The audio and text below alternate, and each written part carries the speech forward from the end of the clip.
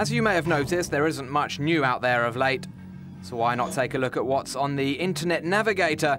And as you will see, there's quite a lot out there to keep you busy, and you can find all the links to these games in the 3D Motors forum section. We'll start with what is a fantastic but not very interactive game.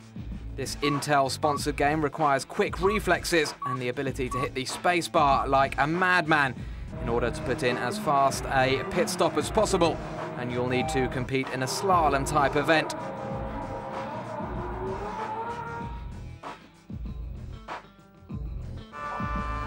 This game has plenty going for it, but while the graphics are sharp, the rest is a little bit too superficial for our liking.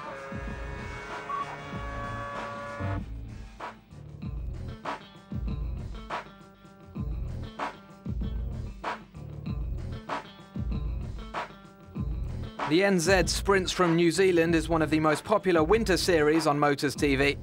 The game has an official license from the series, and the circuit's a copy of the over-the-top layouts from the land of the Kiwis. This is a must for fans of this wet and wild sport, which we can confirm is very difficult. There are also some interesting technical strides being made in this genre. This is how console play looked 15 years ago. Obviously a tad rigid, especially with this jet ski game, but some progress has been made. This powerboat, for example, begins to do a good job handling the waves and wakes from your opponents. While it is far from being a simulator, it is intriguing.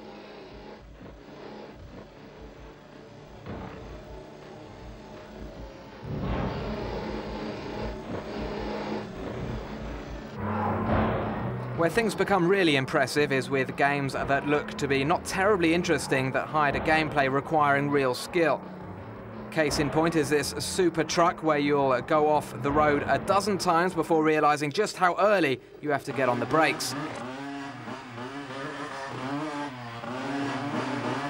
We can all agree that this Supercross game is way off, but it allows to shine the spotlight on what Navigator games are missing. As you can see, the track is nearly perfect, but like with the jet ski game, the rider is far too stiff, which is enough to put off the majority of players.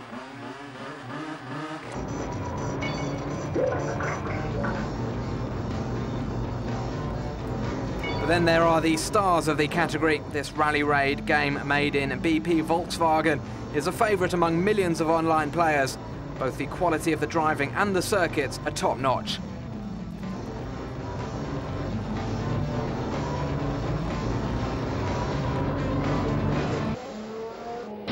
A little harder, but not as nice, is the overly ambitious Audi Le Mans game.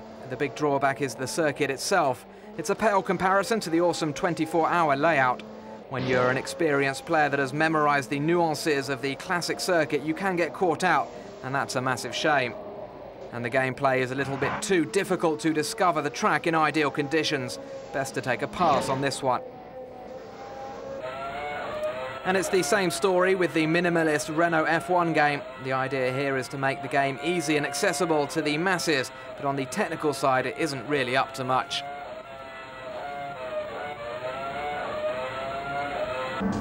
While we're on the subject of micro machines, we highly recommend this rally championship that's a lot of fun. It's as simple as it can get, but it works to perfection.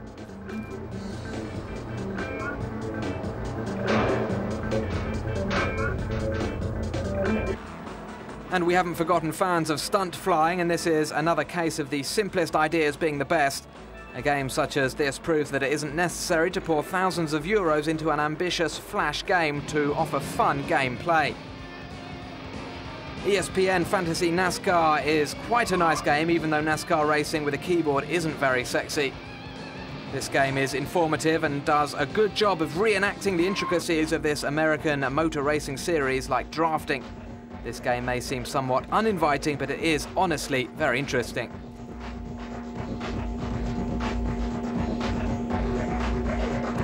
And we end this segment with a look at a tour favourite game at Talladega Nights. It's funny, it's creative and well made.